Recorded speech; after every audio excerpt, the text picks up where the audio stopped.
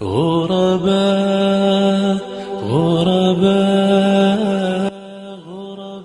علیکم ورحمت الله وبرکاته. زه حمید افغان القریشي اورپنس فاونډیشن لخوا محترم ډاکټر صاحب او د هغې ټول ملګرو ته سلامونه او نیکې هیلې احترامات. ډاکټر صاحب محترم راغلی نن هغې بابا کوو او بانډسونه او وسپنې او سیمټ جیګول او ځان دپاره یو څه نه پخه پیدا کوله، یو څه نه څه برابرول.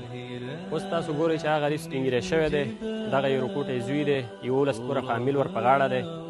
نو تاسو ټول ټیم نه هیله دا ده چې دې بابا سره په هغه کاروبار کې همکاري وکړئ چې کوم کاروبار دا خپله کولی شي. نو تاسو نه مو هیله دا ده چې زه به د خپله بابا نه پوښتنه کوم چې دا څه کاروبار کولی شي، څه شی کولی شي، هغه به د بابا نه خپله واورو چې څه کار کولی شي. السلام علیکم بابا. وعلیکم السلام ورحمت الله. بابا څنګه یې؟ الله رحم. صحت مو ښه دی؟ وخت زندګي څنګه تېرېږي؟ ولا چې بس په پردۍ مزدورۍ کې تېرېږي، نو کله یو کله نه قاري صاحب.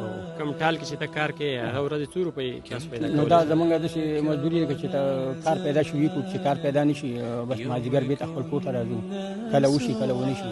داسې القریشي اورپنس فاونډیشن دا یوه ادارې ده چې د مختلفو هېوادونو کې د مختلفو ساحو کې کار کړی دی، یتیمانانو سره، د کونډو ستاسو غوندې سپین ږیرو سره کار کړی دی چې مرستې کړي دي. داسې ته کوم کاروبار کولی شي چې القریشي اورپنس فاونډیشن او ډاکټر صاحب صدیق ستاسو لپاره داسې یو کاروبار برابر کړي چې تاسو په هغې باندې خپله روزمره زندګي روانه کوي؟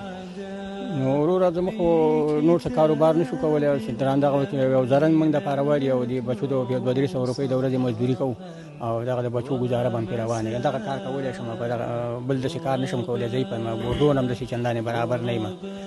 او زرن چلولی شي خپله؟ زرن چلولی شم خپله، بس په دغې باندې زما ښایسته ګزاره روانېږي چې بس الله دې وکړي، خدای دې مهربانه شي چې موږ له دغه یو کار برابر کړي، بس زموږ په انشاءالله چې ګزاره وشي. او زوی دې خپله سبقونه څه وایي؟ او دا مدرسه کې دی سبق. زه ډېره ښه ده. الله یې له زوی له عمر وکړي، الله یې ستاسو عمر کې برکت واچوي. د القریشي اورپنس فاونډیشن مشر ډاکټر صاحب صدیق نه مو هیله ده چې دغې بابا هغه غوښتنه چې تاسو واورېده که زما دپاره یو زرن جوړ شي، هغې باندې زه وکولی شم چې د خپل کور دپاره یو څه نفقه پیدا کړم. زه حمید افغان القریشي اورپنس فاونډیشن. السلام علیکم ورحمت الله وبرکاته.